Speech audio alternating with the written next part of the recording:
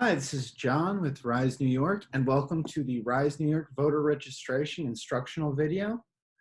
In this video, we will go over how to fill out a voter registration form, logging the results of your canvassing, and the basics and etiquette of what to expect when you're out in the field.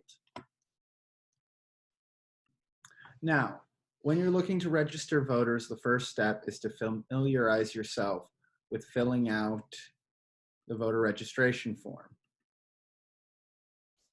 The New York State voter registration form is as follows. First thing to do is familiarize yourself with the shaded part at the top. Register to vote. To register, you must send or deliver this form, questions, and verifying your identity. Before knocking on any doors, make sure you've read over these tips at the top. Now, when guiding someone through registering, just guide them through the shaded numbers. Are you a citizen of the United States? Will you be 18 years or older on or before Election Day? If someone is 16 or 17, they can pre-register a political party, but they cannot vote until they are at least 18 years of age on or before Election Day. And you'll take them to 3, where they'll fill out their full name.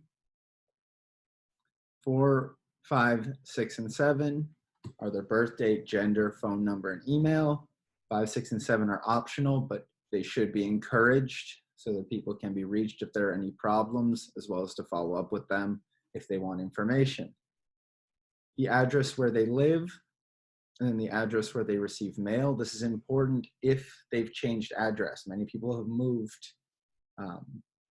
and they need to re-register at the new address with the local Board of Elections.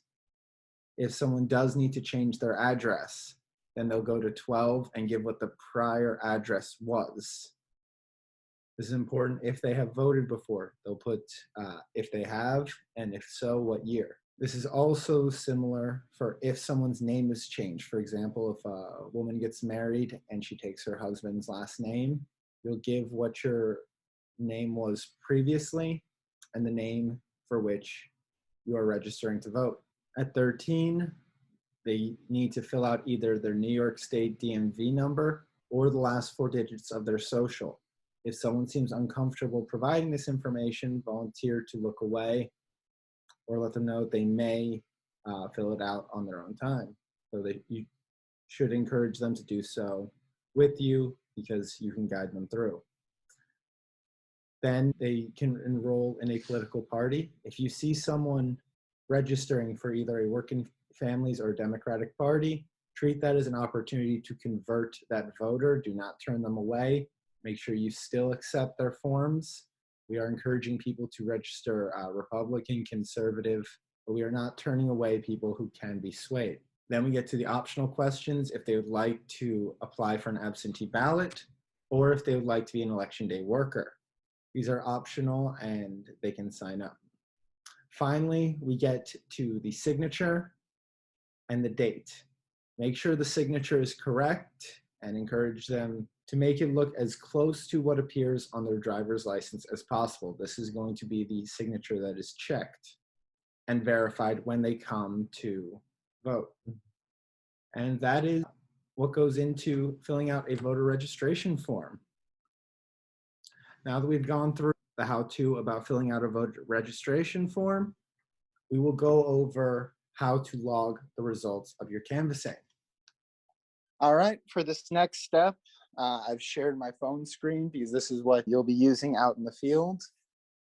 The first step to logging your walkbooks is to make sure you have downloaded Google Sheets. This can be found at either the Play or the App Store.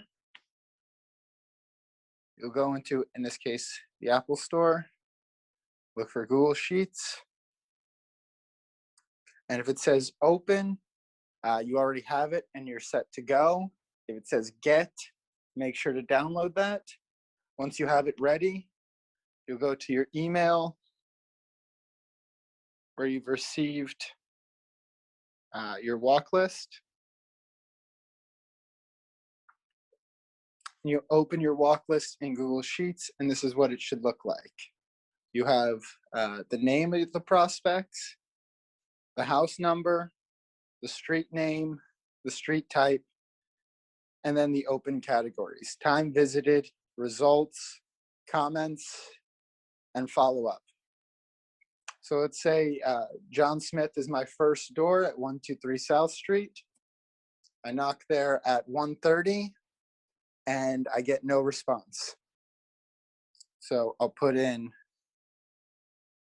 1:30 and a result, did not answer, and I'm set.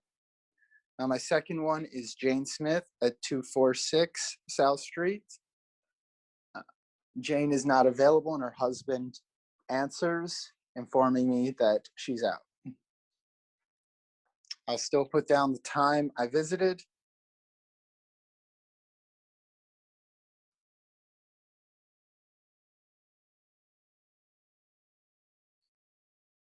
And her husband tells me that she's not available and to come back later. I put down that they refused. The comment, I put the husband answered. And to my inquiry about a follow-up, he said to come back later, so I'll put yes. And this is how it should go the majority of walks. Your options will be did not answer, the person didn't, nobody came to the door, they refused. If they committed and said, yes, I am unregistered, but they were unwilling to sign up while you were there, you offer them a form, they take it. If they've already been registered by us, or if they registered at the door, mark it there. And if for any other reason, put other and elaborate on what happened in the comments section. Follow up, it's simple yes or no. And that is how logging the results of your canvassing should go. All right, now that we've gone over how to fill out a voter registration sheet, as well as to log the results of your door knocks, we're going to get to the canvassing portion of what to expect when hitting your first doors. The specifics of this we'll go over in the field, but for now we can go over the basics and etiquette of knocking in residential areas. The first thing to do when you come to your first door is knock on the front of it firmly but calmly and politely so that it is heard inside. What you'll do then is step back so as to not crowd the door or the person inside. If it is on a raised stoop, take one step below the platform that the door rests on. Wait about 12 to 15 seconds, and if you don't hear any activity inside, step forward again and ring the doorbell. Afterwards, step back and wait another 12 to 15 seconds. If still after this, you have not heard any activity or response or reaction from inside, log the door as did not answer and proceed to the next one. If at any point after either the knock or ringing the doorbell, someone comes forward and answers, politely introduce yourself and identify the reason for your visit. In my case, it would be, hello, my name is John with Rise New York. We're committed to registering voters. Is everyone at this house registered to vote? And give them a chance to answer. Regardless of how their answer goes, if it's not, yes, I'm unregistered, please register me now, identify the person you're there seeking to register and if they're available. For example, if I'm searching for John Smith, I'll ask, I have on my list, John Smith is unregistered from the Board of Elections. They may have been flagged. Are they available to register? If the person is there and available, ask if they'd like to register now with you so you can guide them through the process. If they're not there or unwilling to come forward, offer them a registration form and ask if it'd be all right if we followed up. You'll log the results of their answer to the follow-up in the follow-up tab as demonstrated earlier. If the person is unwilling to give out information while you're there and would just and simply like the registration form, kindly provide it. Log that they did not request a follow-up, but they did commit to vote and took the form, as is the tab in the results sheet. If they ask follow-up questions, kindly respond with the reactions to common objections, which I'll get into in a second. If the target is unwilling or unable to come to the door and register with you directly, offer to leave the registration form with them or whoever has answered, and ask if it'd be all right if we followed up in a week or so. Log the answer to that follow-up question on the walk list. If they answered yes, mark that. If they answered no, mark it as well as mark that they did commit and took the registration form. Some common objections you may hear are, why should I register to vote? I don't want jury duty.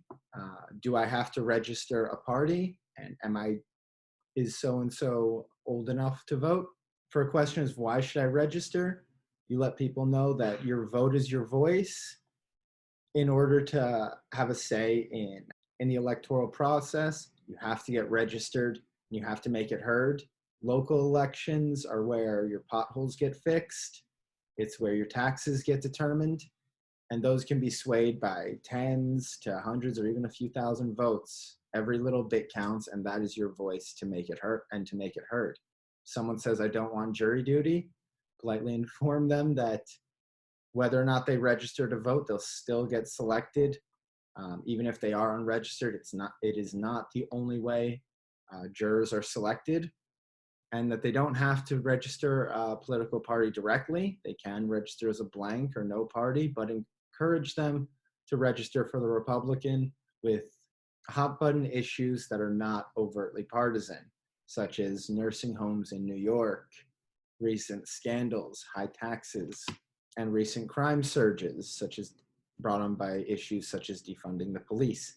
These are issues that cross the aisle and people on the ground respond to.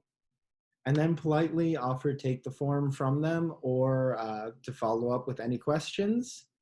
And there you go. Once the interaction ends, log the results and move on to the next door, and you're ready to register more voters. And that will conclude our RISE New York volunteer canvassing training. If you have any questions or would like any additional information, feel free to follow up with us. And we look forward to seeing all of you out in the field. Have a great rest of your day, everybody.